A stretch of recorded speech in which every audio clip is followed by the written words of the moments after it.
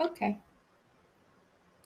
All right. So, magandang umaga, gabi, or tanghali po sa inyong lahat, wherever you are. Welcome to the Brown Psych channel. Today, I have a very special guest.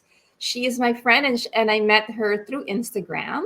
This is Argentina Beltran, and she is the driving force behind Feel Excellence, which is a nonprofit organization, and Filipino Global, a media company that are committed to showcasing the best of Filipino excellence. Through her leadership and the support of a dedicated team of volunteers, she has successfully established a network of 20,000 Filipino professionals worldwide. Wow. So, one of her proudest accomplishments is the launch of Isang Diwa campaign, which is a global initiative that aims to promote mental health sa mga Pilipinas. And I think that that's how we met, right? And Mm-hmm. additionally, she has spearheaded the Filipino campaign, hashtag Filipino campaign, which is a social justice movement that has garnered viral attention. Beyond her community involvement, Argentina is known for her refreshing and honest commentary on various topics, especially on Instagram. She approaches discussions about motherhood, health, and wellness, and reconnecting with her Filipino roots with a combination of humor and candor. And she is currently the mother of twins, Gabriel and Angeline. Oh, I love their names. Mm-hmm. Argentina is passionate about sharing her life journey and speaking up out about important issues, including motherhood, decolonization, intergenerational trauma, and inner child healing.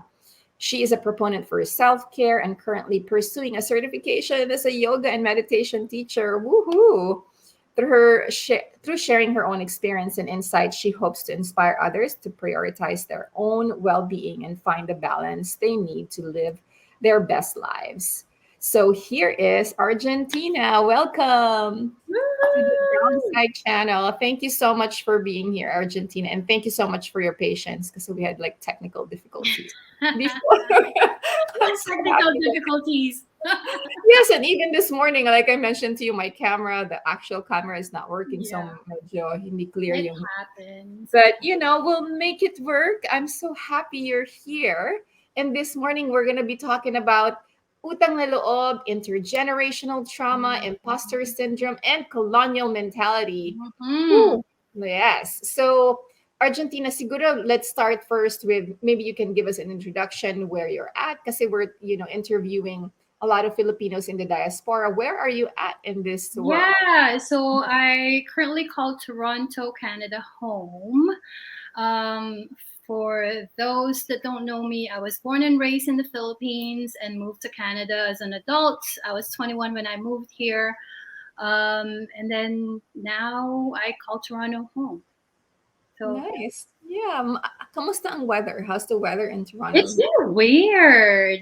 It's been Uh-huh. hot and then rainy and then it gets cold, but that's Mhm. Toronto though. Hopefully we Yeah. get more weather. The sun keeps on like peeking in and out, but it's mostly cloudy. Oh, Right. like feeling weather girl, mostly cloudy with a chance of Yeah. Dito naman medyo cloudy and like there's like a lot of humidity right now kasi almost mm. summer. Yeah, You're almost in summer Florida, right, Doc? in Florida. Yeah. Florida, we're kind of like 5 minutes away from the beach, so grabe talaga yung humidity is like a lot. Yeah. But at Mhm. least you can drive 5 minutes and then take a dive Yeah. in the Yeah. ocean. And then that's it. I know. So let's maybe we can dig to like maybe we can proceed with some of the questions. Will that be okay? Because I know that Argentina also has a meeting after this, so I want to be respectful of her time. So Yeah. Argentina, what do you think? So how does utang na loob kaya differ from the Western concept of owing a favor or debt? So ah, That's a meaty topic with the loob, yeah, no? Like it's yeah. it's so interesting because people have the basic understanding of utang na loob, which is just Mhm. gratitude, or um, but we take it to the next level. We like to elevate it, right? Like we Mhm. take it to the next level wherein it's like this debt that can never be repaid ever. Mhm. And what makes it toxic for me is when it becomes mandatory, when it's an expectation, when it's an obligation. It's great to be grateful, and there's nothing wrong with that. But when it starts to impact relationships, when it becomes a demand, um, that's when it gets on the toxic level for me. Yeah, exactly. Yeah. And there was I forgot what book I was reading. I think it was by E.J.R. David. Yeah. And he was basically saying that when yung utang na loob kasi parang I think the colonizers like really capitalized on that, Mhm. saying Yeah. that like this is kind of like a debt that you have to like kind of pay us back kasi we Yeah. help you in freeing yourselves from the Japanese or whatever it is, right? But Like if you there's always this, you owe us, Yes. Uh-huh. right? But if you really look at the indigenous kind of like um, cultures, the way they see utang na loob is para siyang it's a debt that you can it doesn't have any material. Mm-hmm. What do you call that? Yung hindi mo siya mababayaran through material thing. Yeah, Yeah. it's like Mm-hmm. Mm-hmm. this unspoken debt for life. Mish said from my Instagram friend Mish, debt of gratitude is a lifelong cup unable to fill, which is so true. It's like Mm-hmm. it, it's always not enough, you know? Yeah.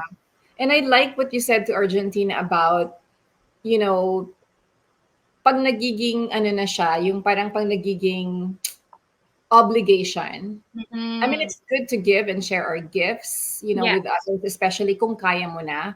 Kaya Mm-hmm. lang minsan parang, especially like I have clients, right? Like who would Mm-hmm. come to me na kakarating lang nila ng US and then their family like immediately would be like, your cousin went to the hospital, Ah, they did yeah. this, they did that. Kung established ka na and you're really, if that's part of the value system that you Yeah. uphold, that you want to give back, that's fine. Like Yeah. I don't mind, helping, some family members if they're in need.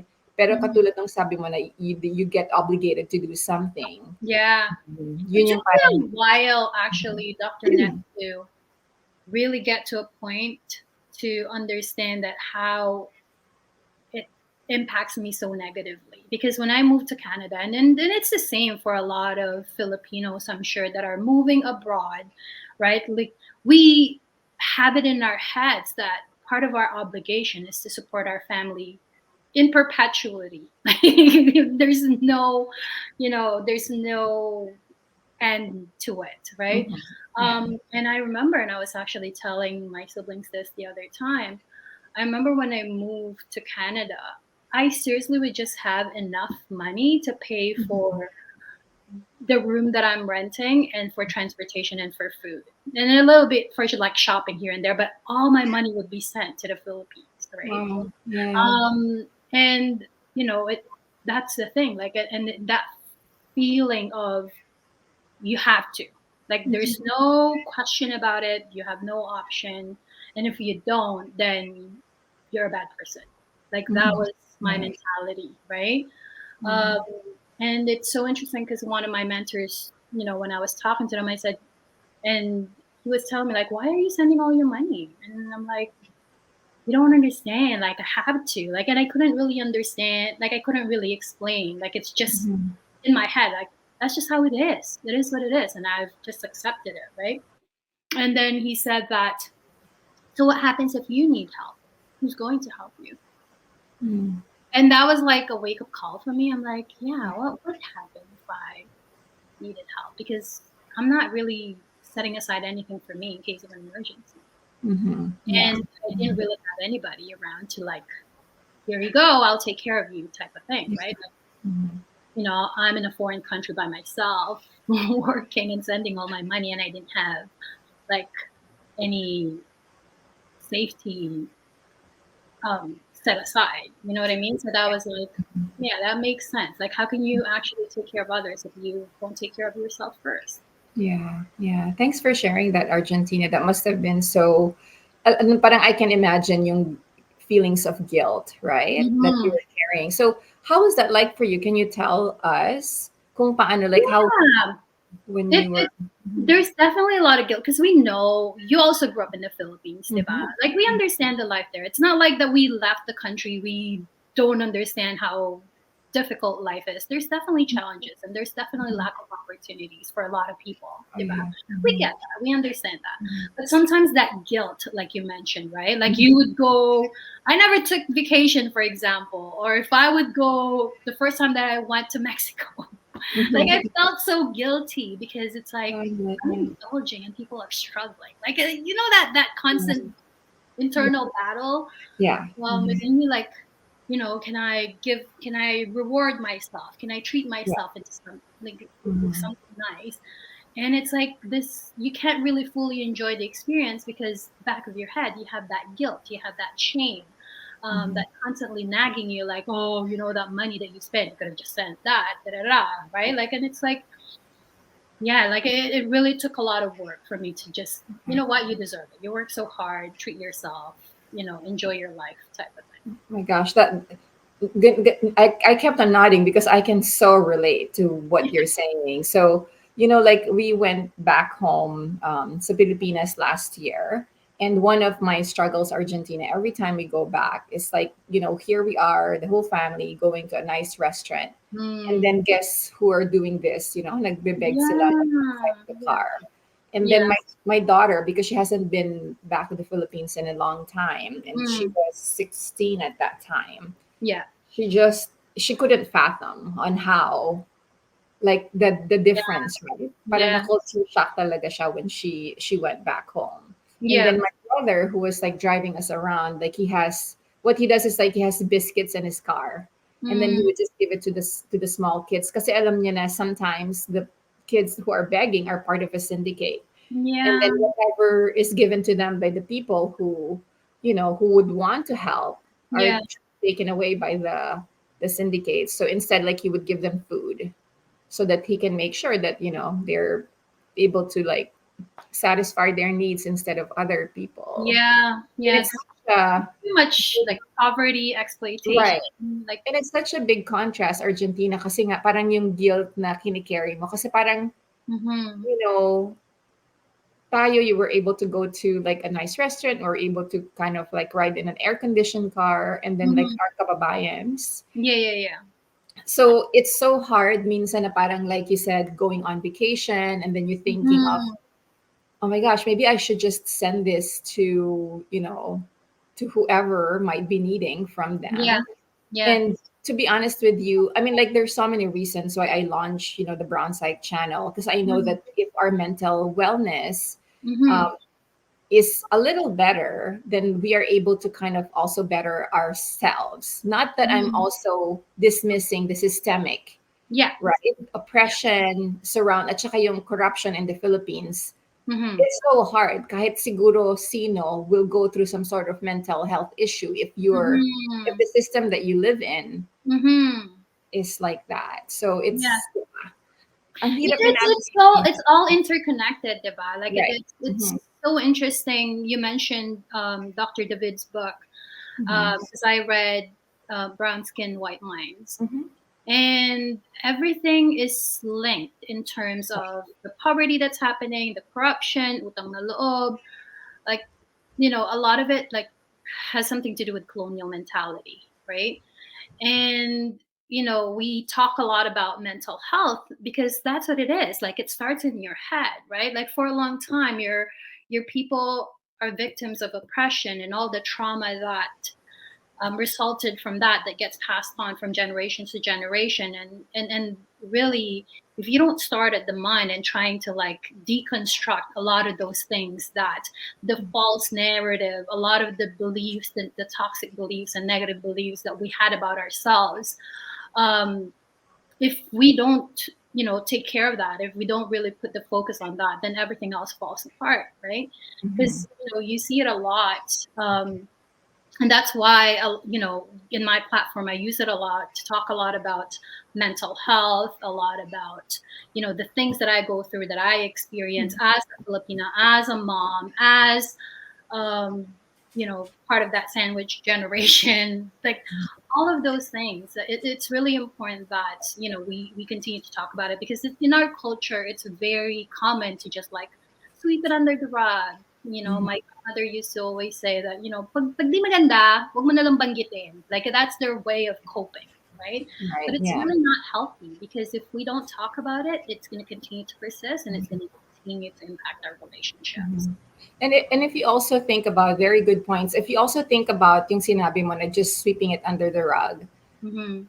gusto ng colonizers yan eh. Yeah. They capitalized also on that, on like that resilience. Para naghuhugas lang sila Mhm. ng kamay, like they just kind of wash their hands off. Yeah, and it's So also an this is invitation for exploitation, for further right. exploitation, because then, you can take it anyways. You're resilient. And that's why I hate the word resilient, Yeah. because it's such a free pass, diba, for abuse. Exactly. Yeah. So, And even with the you can't sorry, go complain ahead. about your hurt. You can't complain about your pain, because then you're not resilient.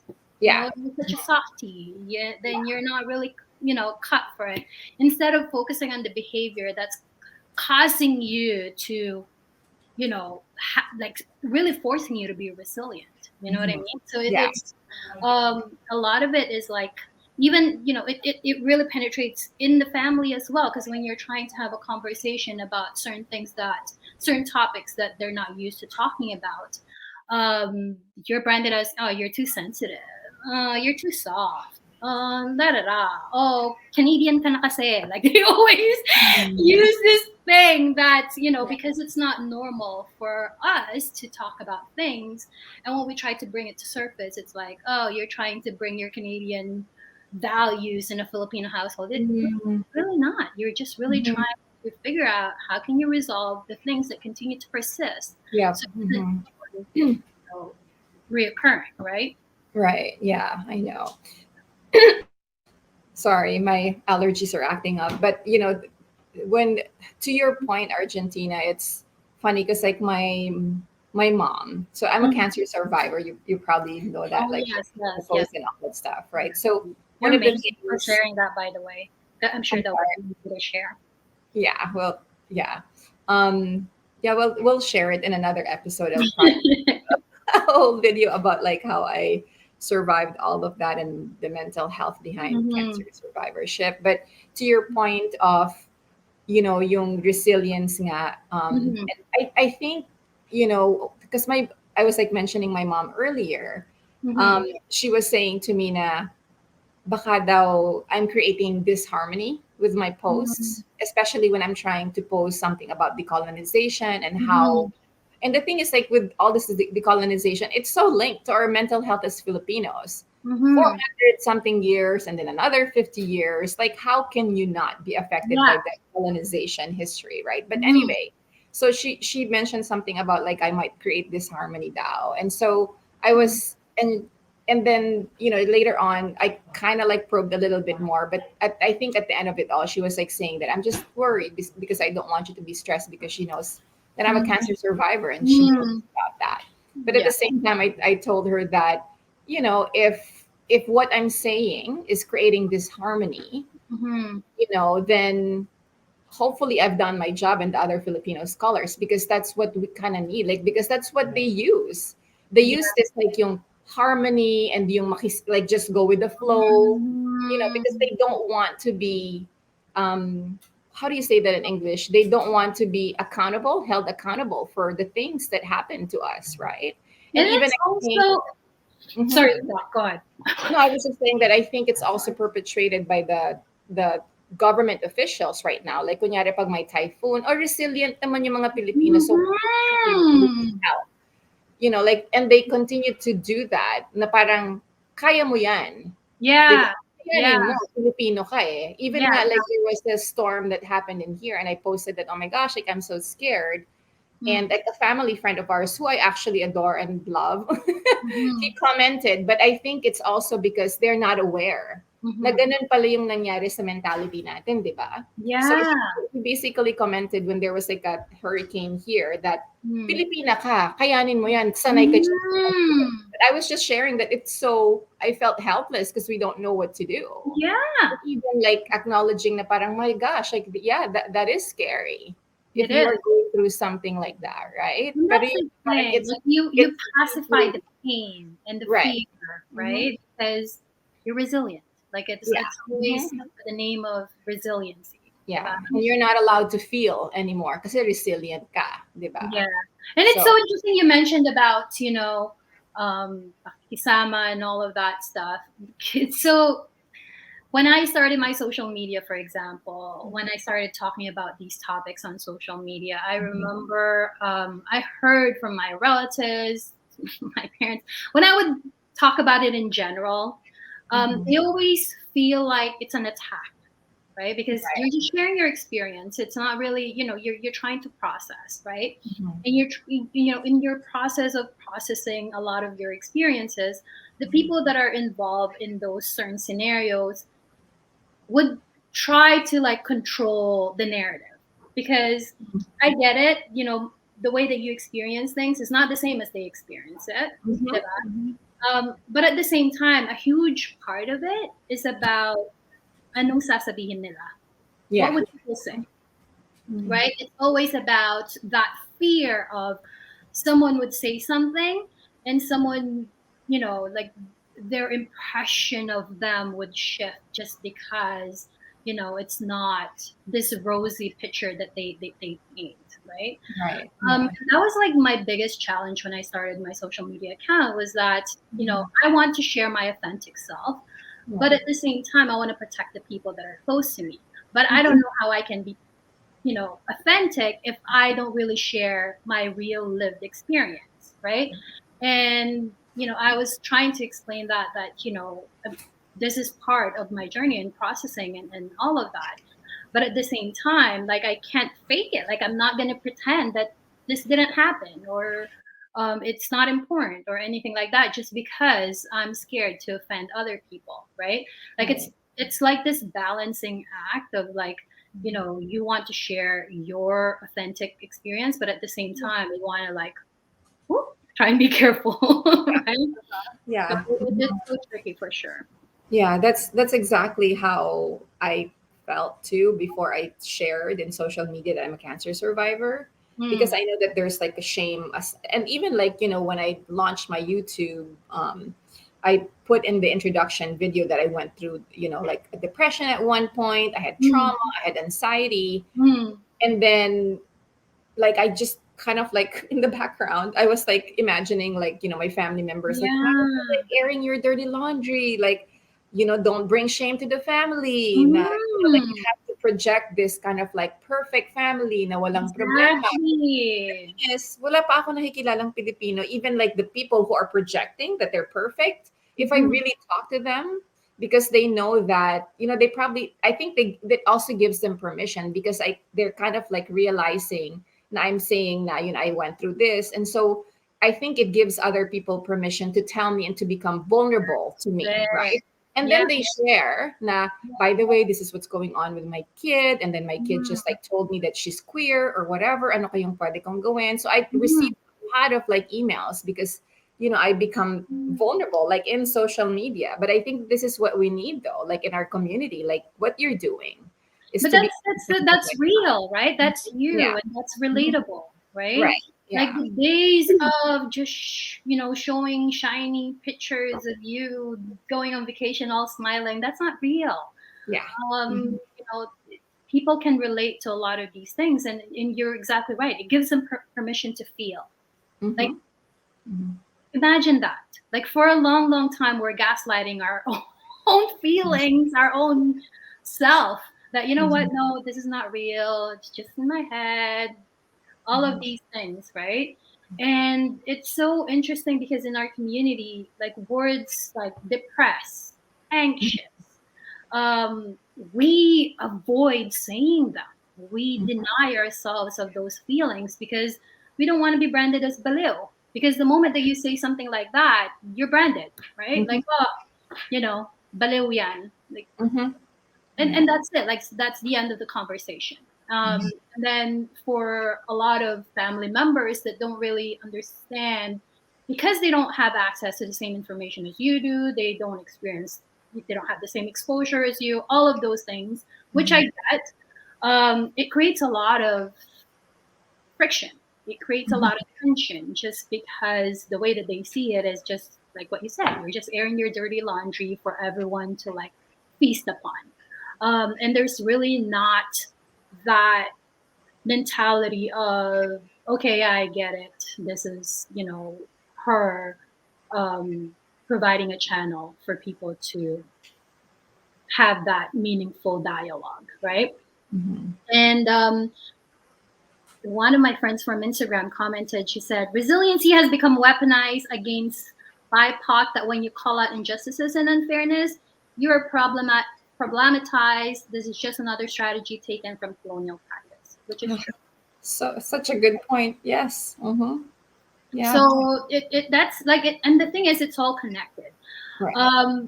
In our community, one of the things that I notice, especially with the older generation, they don't really have words for colonial mentality. It's not really a term that's used, and uh, they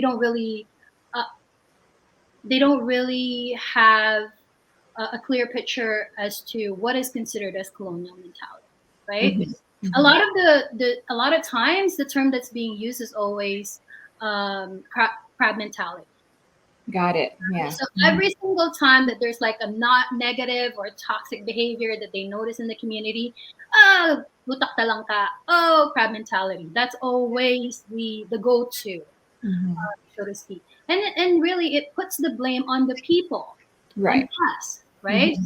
Mm-hmm. Instead of acknowledging the system that has been built for hundreds of years that brought us to this place anyways. And that's why I made a post on Instagram about, crab mentality, because how did the crabs get in that bucket to begin with? To begin Let's with, talk about that, I right? love it. If they're Yes. in their natural habitat, if they're in the Yeah. ocean swimming freely and they Right. have their resources, they wouldn't need to, claw each other back down. They wouldn't need Oh to my do God, any of I love it, Argentina. Oh my gosh. Thank you for that, right? sharing that. Totoo. It's so true. How did we get in that bucket? Who put us in that bucket?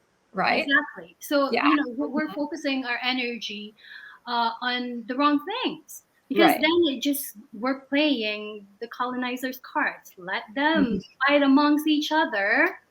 Give them Mhm. just a drop of resource that they can fight around. So there's that Mhm. scarcity mentality, and then Yeah. let them fight it out while we enjoy all the resources and the wealth, right? Mhm. Yeah. So when I try to explain that to Mhm. other people, it's like, oh, okay, yeah, right? Because when they Right. just notice something, yeah, Filipino crab mentality. Mhm. No, Mhm. that's not the end all and be all. Like you Right. need to have a better understanding in terms of why they behave, the way that they behave, and what got them there. Yeah. All right, Argentina. Oh, thank you so much. So, we're gonna switch since you kind of like started the colonial mentality. I do have some questions for you Okay. about colonial mentality.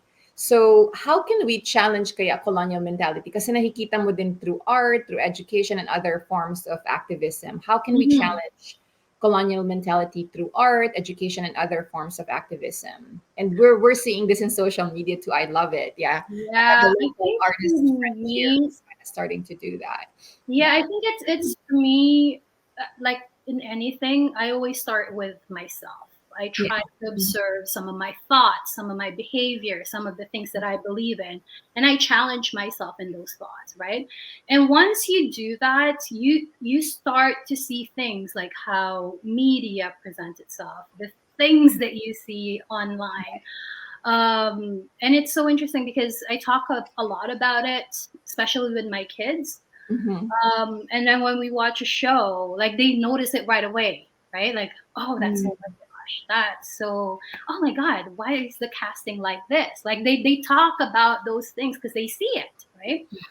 And even in our own families, for example, my kids are twins and they're turning 13 later this year. Mm-hmm. And when they would hear a relative, for example, say things like, oh, that's so Filipino, they would challenge it. They would Hmm. be like, what do you mean by that? I What does see. that mean for you? Yeah. Uh-huh. Right? So are you using that phrase to say something negative towards your own people? Mm-hmm. Or what does that mean? Like, you know, and it makes me so happy. I um, know. Yeah. because I'm trying to instill in them the pride, because it really Mhm. impacts your mental health. It Oh yeah. really f's you up when you're surrounded by people that are like constantly just talking down about themselves, about the community, because it really, how you like what you surround yourself is going to impact how you present yourself out in the world, right? So yeah, so it's like, whenever we would hear certain things like, oh yeah, yeah, I hate it when Filipinos do this. Are you sure Filipinos are the only ones that doing this? It just feels like it because you're part of that community. So the way that you perceive things, you gotta continuously challenge, right? Mhm. So Yeah. even when I'm, dealing with a certain people in the community and there's something that we didn't agree with or whatever, I don't automatically blame it at because they're Filipinos. That seems to be like the default of a lot of people in our community, is that when things don't work out and they're part of the community and they blame it right away to being Filipino, which is like, and then it's like, and also for me as well, exposing yourself with other culture really opens your eyes, because a lot of the challenges that we encounter as Filipinos, although a lot of it are unique to us, there's also similarity, especially Yeah. with people that are like, from colonized Yeah. community and all of that, Mhm. like, even for things like, for example, oh, Filipino time, right? We're Uh-huh. not the only community that has that Filipino time. But the thing is, guess who branded us that, right? The colonizers. And we started believing it, and we started upping it as if, yeah, this is really us. Mhm. Uh, so yeah, so it just really starts with us constantly challenging, constantly like, you know, being aware in terms of and watching how you behave and think as Mhm. well. Because I still catch myself sometimes when I'm dealing with something and I would have a thought and be like, oh my God, wow, I still Mhm. have need to work on that. Right. Yeah. Uh-huh. That's so true.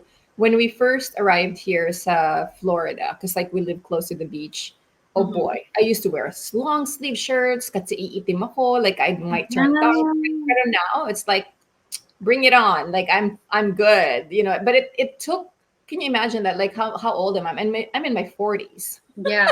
And it took like that long for me to, and I still do, right? Like from day to day, even like with my interactions, like you said, with my own kid, Yeah. um, I kind of often catch myself na parang, oh, that's coming from my colonial mentality. Hmm. And this is even us with, and even with me talking on Yeah. a regular basis with my Filipino clients, and still, Yeah. it's so deeply rooted in us. It Pag is. sa umaga, like I was talking with another person because she's an immigrant and she brought a lot of like the whitening soap. And I said, like, even when we wake up, right? Like she would Mhm. use it to like wash her face. Yeah. Yeah. And then until the nighttime, like all of the subconscious and unconscious things that we do are like deeply rooted in, Yeah. Oh my God. mentality. Yes. Yeah. And Mhm. and it's so pervasive, and it's like, if you're not careful and if you're not intentional in terms of, how you want to shift things, like it just, because you're so used to it, it's so normalized, Yeah. right? So it's just a small thing, for example, on Instagram, right?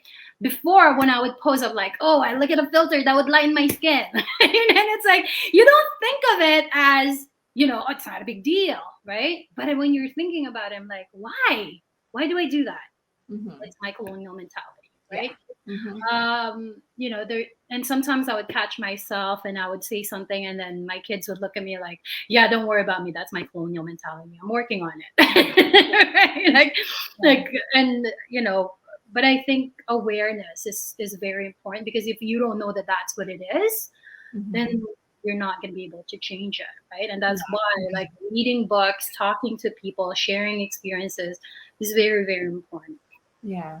So Argentina, the one thing that I'm always curious about, like immigrants who came here as adults, like you and I, right? Mhm, mhm, Is, when I would have clients in my practice who are also like us, mhm. and they're bicultural, talagang, and the description that I would tell them is like, it's like we're traversing, it's like we have one boat, but we're traversing into rivers daily, on a Mhm. daily basis, right? Mm. I think it's a little different. Like my husband grew up here. He's like a Phil Am too, but he grew up here like ever since he was like a young kid. So it's a little different from him. And there was even a time subconsciously where he would say to about like Filipinos, you guys, why do you guys? And I'm like, hold on 1 second, what do you mean us? Yeah, Because yeah, like yeah, sometimes because he grew up here and he didn't maliciously intend yeah, like intend to yeah, like yeah. deprecate Filipinos who grew up Mm-hmm. in the mainland.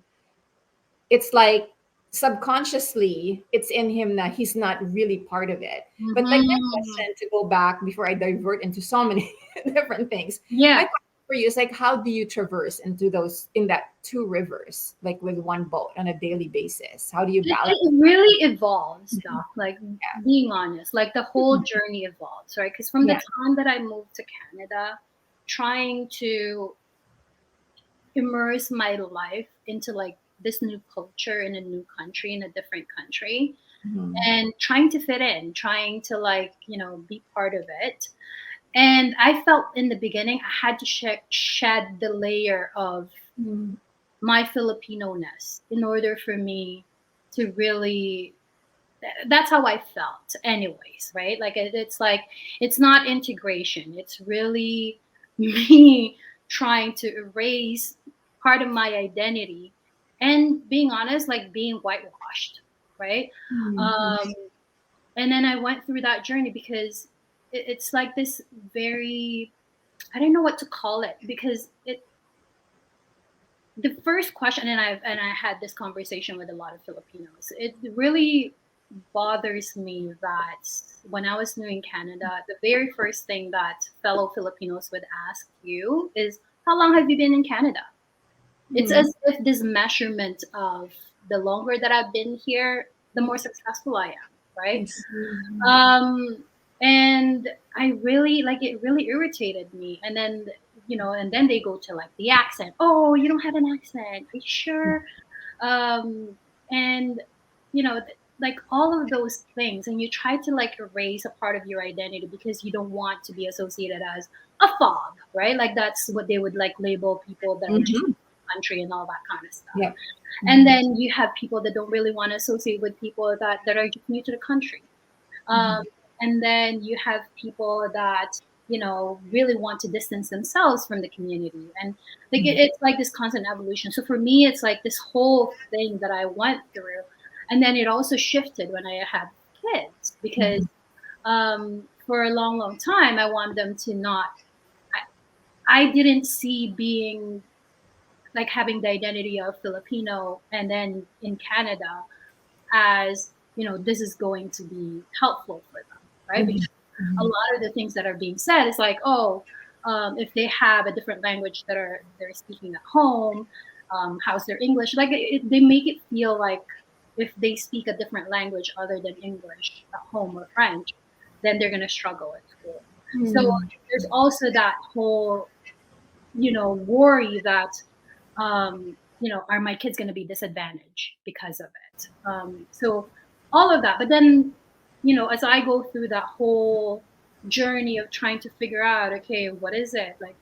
I realized that denying them of that identity really impacts their mental health as well, because there's that shame attached to it by denying that part of them, right? And then I experienced it because I Mhm. denied that part of me, that Filipino part of me. It Yeah. really impacted in terms of how I showed up. It really impacted in terms of my confidence, because I always felt like I had to hide this part of me because of Yeah. that shame attached to it, right? Right. And Yeah. when I did the shift, I'm like, no, why? Like this is me, and actually this is part of my strength. And I saw the shift in my kids as well in terms of them wanting to know more about, you know, our culture, wanting to learn about the language, wanting to now actually pressure me to go to the Philippines because they've never been. And them talking about their culture and their heritage at school with their friends. And you can see the pride, right? And you can see, because we talk about real history, Mhm. not the stereotypical things that the media tries to feed you, that, this one-sided, no dimension of whatsoever in terms of the layers of what it is to be Filipino, right? Mhm. Yeah. So it's a long-winded answer, but it's like this constant journey, and it keeps on like a shift happening. Mhm. for Oh, sure. I have so many questions like related to what you said. Oh my gosh. Like Yeah. I have a question about the FLB, the fob, because I've been called that too when I first came in here. How Mm-hmm. that impacted me. But so I have two questions. Hopefully I can remember the second one. But let's talk about the FLB that you mentioned, Mm-hmm. because I have been labeled that, right? It's like, oh, what does she know? She's a fob fresh off the boat, right? Mm-hmm. But if Mm-hmm. you think about it to Argentina, and I think that that's what made me initially when I first came in here distant really myself from the Filipino Americans who grew up here. Mm-hmm. So there's a difference, eh? And I can imagine you too, like with the Yeah. Canadians, who grew up in Canada, who are Yeah. Filipinos, right? So, Mm-hmm. but isn't that also deeply rooted in colonialism? It is. Kasi, so what they're saying is like because you have a tinge of like American in you or Canadian in you, then you're more superior. Is that what you're saying? Mm-hmm. And just because I grew up in the And Philippines, it's the proximity to whiteness, right? Like, and right? it's the same Hmm. thing with what happened to us in the Philippines in terms of how they cut in terms of who is on top of that hierarchy, right? Hmm. And the darker skinned Filipinos were put at the bottom. Right. And it's the same thing. It's like this white supremacy culture. Right. Hmm. So because they speak English without any accent, they must be better, right? Right. So that's like the whole mentality. Oh, because they've been in this country, which is a white country, for longer than you, then they must be better. Hmm. Because they have lighter skin, so they must be better. So a lot Hmm. of these things, and yes, it's very much so. Yeah. And to be honest with you, like some of the associations when it comes to therapists and psychologists, they're mostly dominated by Filipino Americans who grew up here. And I think Mm, that was like in my evolution. I mean, now I'm more open, but I think that was it was very unconscious for me at the beginning, but mm, as I work on my own stuff, as I start to decolonize myself, as I work with my therapist to mm. kind of like really uncover all of these deep things, I'm realizing that that's one of the issues, is Hmm. because of that kind of feeling inferior because they Yeah, grew up here, they went to school here. I went to school here when I was already in grad school yeah. in San Francisco Bay Area, but most of my education is in the Philippines. So it's like And again that's linked to an that. important point that you just brought up, Doc, Yeah. about finding the right therapist, right? That Right. understands that part, that extra layer in terms of the colonial mentality. So it's really important to connect with the right therapist that Yep. understands in terms of those unique challenges that are present in our community. Because if you're talking to somebody that don't really have an understanding in terms of, like, when you're talking about utang na loob, for instance, they'd be like, Hmm. what is that? Like, why do you need to give money to your parents? It's like foreign language, right? But if you're speaking to someone that understands that part of the culture, they can guide you better in terms of navigating that tricky landscape, right? Hmm. Yeah. Yep. Ah, nakalimutan ko na yung second question ko. May second question ako eh.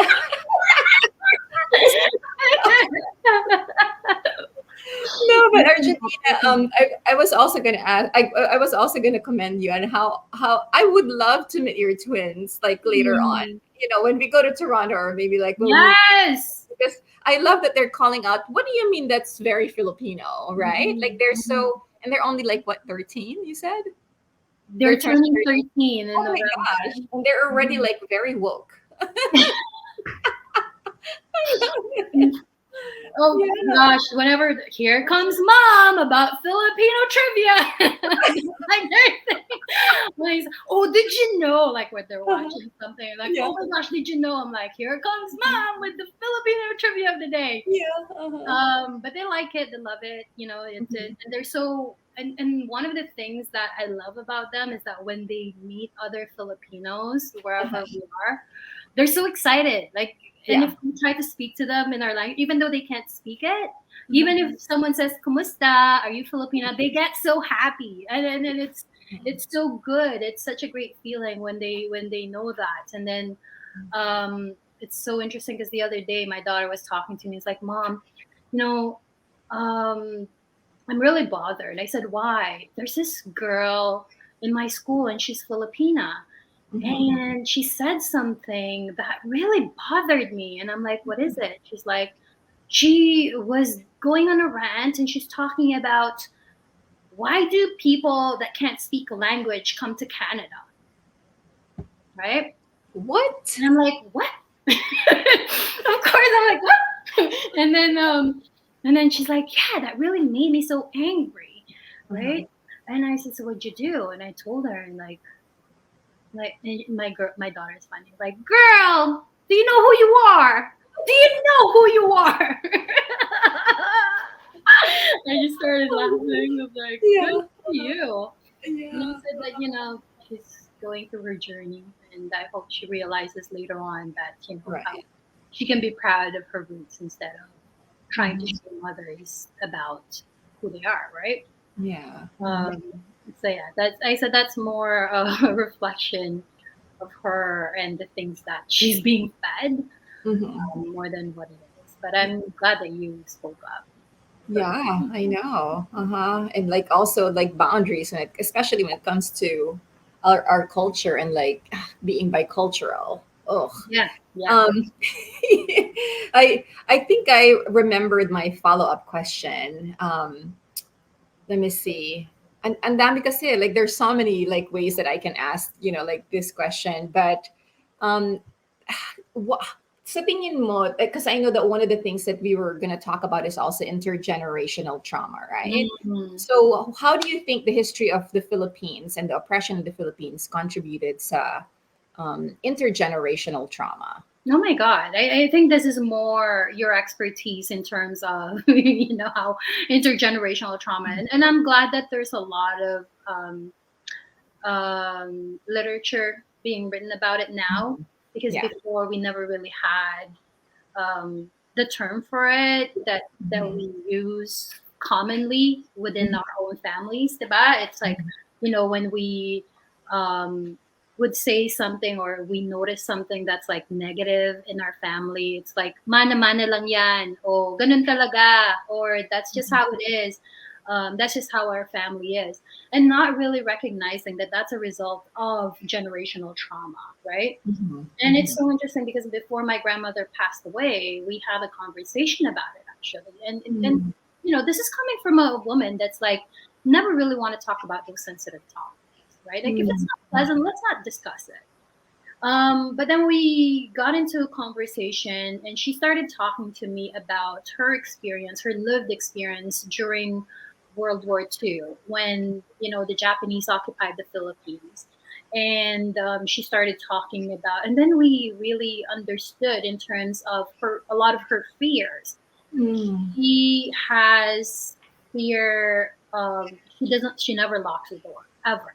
Mhm. She's scared of taking the elevators. She's scared of even taking the subway, right? Or going on a train ride. Like she Mhm. just can't. And then when she told me the story about when the Japanese occupied the Philippines, for days they will hide underground into these bunkers that Mhm. they created so they can escape the Japanese soldiers from catching them. And for days they wouldn't see daylight, right? And Mhm. they're trapped in there, and they're not allowed to make any noise. And she was like 2, 3 years old at that time, and that really, you know, got to her, and she's scared of like being in enclosed spaces I because of see. it, right? Yeah. Mhm. Mhm. The treatment, because they grew up without parents, because her dad got caught by the Japanese soldiers, and then her mom had a mental breakdown because of it, and they Wow. both had to look out for each other. So understanding our family's history and our family stories and having those conversations is really, really important, because that's the only way for us to identify, okay, so now I understand why you behave that way when something happens, when this gets triggered, when you know what I mean, like the way that you talk, the way that you know handle things. A lot Mhm. of it has something to do with our family history, with the trauma that Right. our ancestors have survived. And if Mhm. we don't have those conversations, we're not going to be able to break through them and break those negative practices, right? Right. So that's why I hate hearing like, "Oh, that's just how our family is. Oh, that's just how it is. It is what it is." Mhm. For me, it's like really understanding why. Why do we do that? Like, what's the root of it? And we have the power to stop it. We don't just need to accept it and just say that that's just how our family is, or it is what it is, right? So yeah, like, and for me, my whole journey of intergenerational trauma again is inspired by my kids. I didn't want to pass on those traumas. Right. I didn't want them to have those treatment. I didn't want them to feel that that's normal, because it isn't. Hmm. Yeah. Oh, yeah. Just that story that you shared about your grandma. Mm. Um, it's I wish that all of us, right, like in the Filipino diaspora, can have that kind of outlook when it comes to maybe get curious as to why Lola is Mm-hmm. just so timid and doesn't speak up, right? Yeah. Maybe get curious as to why when there's like someone passing by, someone gets irritated, or like there's a reason for certain behaviors, and it's not Mm-hmm. just like you said. A lot of it is like rooted on our Philippine history. Mm-hmm. So, how's your Lola? Is she still with us or No, but she passed like was on? during COVID. I see. Oh, Yeah. I'm so So sorry. yeah. Yeah. Mm-hmm. No, but Yeah. she's a wealth of knowledge and Mm-hmm. experience, and I'm glad that like again, like she doesn't like having those conversations, but somehow Yeah. with me, because I keep pushing the buttons, I'm like, nope, Yeah. I want to talk about Yeah. it. Tell me more about this. And I'm always so curious, and I think she realized that there's no way Mhm. around it with me. Like, we're gonna have this conversation. Yeah. um Mhm. so she would like, and she would talk to me about those things. And Yeah. it's so interesting because it's so I was having a conversation about this, about blind obedience, right? Mhm. Mhm. Again, Mhm. like what you Yeah. said about how a lot of our behaviors are Mhm. rooted because of colonialism and a lot of Yeah. the things that we experience in our history. They use religion, right? And part of the teaching of religion is blind obedience. You don't question the authority, you just do. Because if you question it, then there's something wrong with your faith. Your faith is not strong enough, right? And that filtered into the family. And how you can control a population is by controlling, like by creating this blind obedience, that the parents' word is law and it can't be questioned by the children. And you just, and then as the oppressor, you just need to control the parents, and then you control the whole thing, right? And we Mhm. still do that. Like, we don't encourage our kids to respond to us when there's something, when we have a conversation, because it's a sign of disrespect. Sumasagot ka pa, ha? Diba? Mhm. Like, when you try to assert yourself, when you try to um, just reason with them, and they take it as a sign of disrespect. And Mhm. that all came from that. Like, you don't Right. question authority. You Yeah. follow blindly. You do what you're told. All of those things, right? Yeah. We will have like a whole episode too about like religion and like our history and like and how it's anyway. So that's gonna be for another episode. But I want to go back to your Lola's cuento real quick. Mhm. Although I also have a lot of questions and follow up questions, but I wanted to make sure that I ask this question, that I also tell you this story. So last year when we go back, because I love it that you said that if we ask them, then we'll know more on Mhm. why they are the way they are. So Mhm. last year when we went home, I have she's 96 now. She was 95 Mhm. last year when we went home, and malakas pa siya. She's really strong. She still like walks around. Ano na nga lang, like, I mean, she has like a fall risk because of her age, but otherwise, like, she's very still mentally there. Mhm. Although hard of hearing siya. But anyway, I started asking her, how is it? Because I get curious, right? Like, I think we also, like, the week before we visited my Lola, we went to Fort Santiago, Intramuros. And so, like, all of this history, still Mhm. kind of like fresh in my mind. So I started asking her because she was already alive during the Japanese occupation. Yeah. She was alive during that time. And then obviously, like, my parents were on the background and they were like, huh? I didn't know that about my mom. Right? And I'm like, Exactly.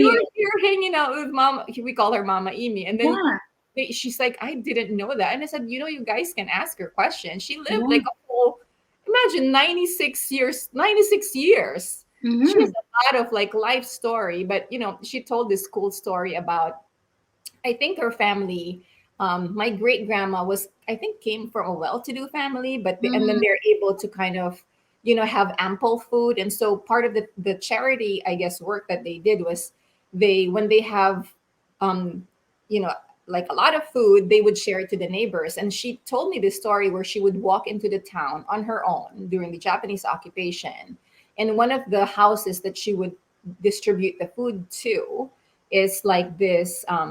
Family, but the the family had a daughter who has, I think, schizophrenia, because she said that sometimes she would walk into town and like she doesn't have any clothes on, Mm-hmm. you know, and but obviously she doesn't know that that's what schizophrenia is. She Mm-hmm. just said, I think she mentioned like parang nawalan siya ng bait, di ba ganun Mm-hmm. ang tawag sa Mm-hmm. atin? Nawalan sa sarili, nawalan Ng ng sarili or something like mm-hmm. that. But one of the things that I noticed, when she was mentioning that, is like she made sure that she emphasized, but the Japanese didn't touch her. They were good. And I'm like, Mm. at the back of my mind, I'm like, okay, like I'm, like I get it on why she's Yeah, saying yeah. that. But Yeah. I think because she grew up in that generation, if Mm. ever she voices herself against the Japanese, can you imagine the harm that might come to them, right? Mm-hmm. So, like, Yeah. understanding on why our lolas became the way they are, some of our family members who Yeah. has been through these different generations of colonization, Yeah. it kind of makes sense on why they became the way they are. Yeah. But it's so funny because, like, I asked her, like, what did you study in college? And then she's like, oh, I actually graduated with dentistry. And then my dad is like, that's right, I've forgotten about that. And then she told the story, Wow. like, I think a polio.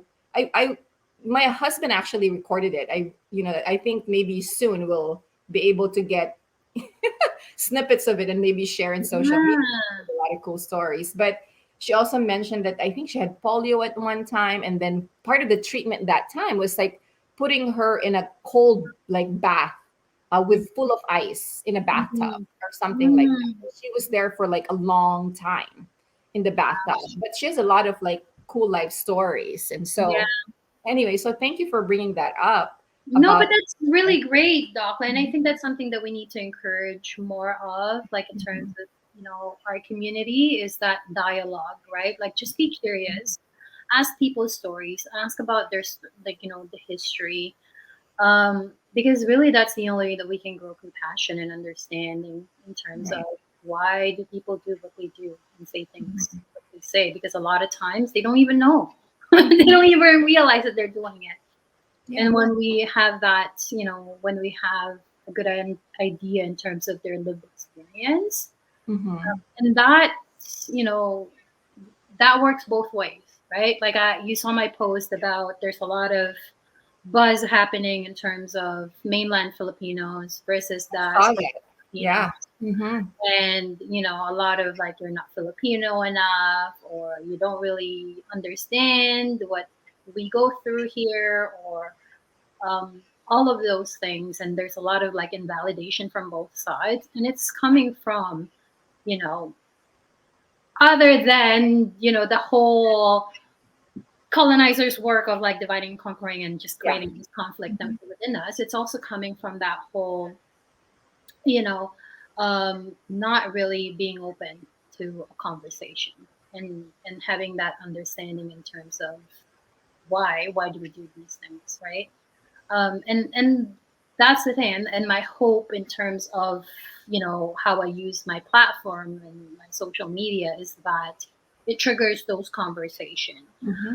um, and in a more productive way, and not really to create stir and try to like, hey, let's debate about this, let's fight about this type of thing.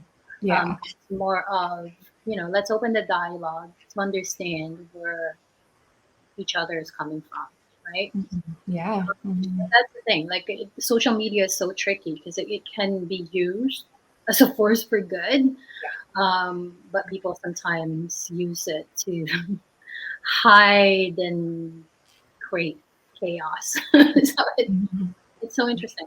Yeah. So Argentina, we are like about. Apparently, we need to wrap up. Like it's almost an hour. Wow, this has I been feel so like I good. can talk to you for like 2 or 3 hours. No, same. Maybe someday. Yeah. Yes, yes. But before we kind of like maybe switch on to like wrapping it up, I have one last question for you because I promised our audience that we'll also talk about imposter syndrome. Mm, And maybe you can tell us like your opinion about imposter syndrome. I know it's also rooted in colonialism, but like yeah. let us know like your views about imposter syndrome. Yeah, I think before, again, when I was doing Canada, I've always Mhm. questioned about, am I worthy of this? I would get promoted and I'm Mhm. like, oh God, like, am I really, like, do I deserve this? Right. Right, yeah. But then, I started doing research, started reading up on it and all that kind of stuff. And again, going back to it, right? Like, it's a term that's used to really put the blame on the victim instead of investigating the system that continuously perpetuates it. Why do we feel that we don't belong? Why do we feel that we're not good enough? Because the system is created, not meant for us, and we're trying Mhm. to like fit ourselves in there. And the system hasn't changed so much in terms of, there's still a lot of work to be done in terms of the diversity, equity, inclusiveness, and all that kind of stuff. But yeah, like for me now, the way that I look at and this is not meant to invalidate people that are feeling it. It's more of, don't be so hard on yourself, because a lot of these things are not about you. It's really about the system that needs to change Right. in order to make Mhm. it more Yeah. inclusive, in order for it Mhm. to give it, you feel more belonging. And that's really, that's the shift for me in terms of, yes, you know what? I am good. Yes, you know what? I deserve this.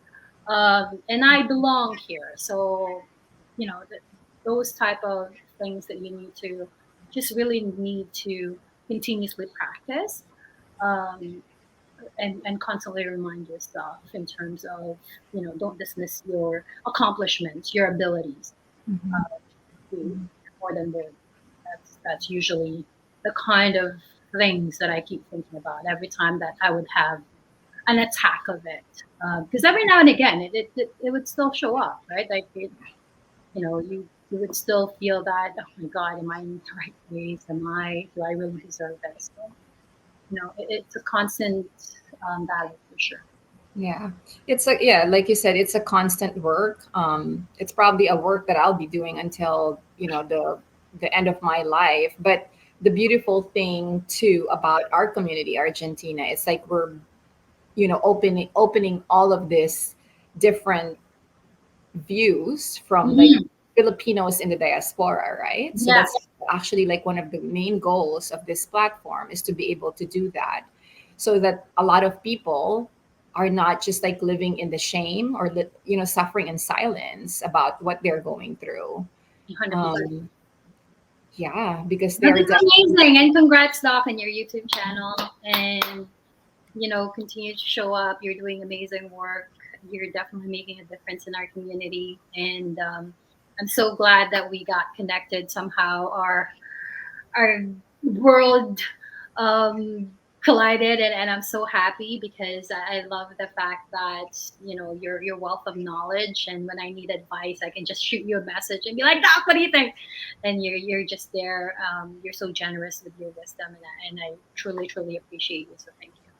Oh, well, thank you too for being who you are and for showing up for our community, Argentina. The work that we're doing, we can't do it on our own. Hmm. Like, I can't do this work like if I'm the only one like speaking. And I said, when I thought of this idea, and I'm like, but I need to invite other people because like my view is not also the view of like Filipinos in the diaspora. We have so many different, Oh yeah, unique and I think experiences. that's a very important point, and Mhm. I think people need to realize that as Mhm. people, there's no one way of being Yeah. Filipino. We're very very diverse, Mhm. and that's not a negative thing. That's our strength, and we Mhm. need to start embracing that, and we need to start welcoming that. Right. Yeah. Well, thank you so much, Argentina, for all the work that you're doing. You're an Thank amazing you. person. And please let us know where people can follow you in social media and learn more about your work. At Gaben Angel's mom, and then you can follow Phil Excellence as well. Our organization is launching our global mentorship program, our second cohort, so stay tuned for that. And that's it. Thank you, Doc. Have an amazing day and good luck. Thank you. And I hope that we can be in community again soon and maybe we can Yeah, invite you for other topics in the future, okay? look Keep forward in to it. touch and I'll talk to you soon. Bye. Bye. Yeah.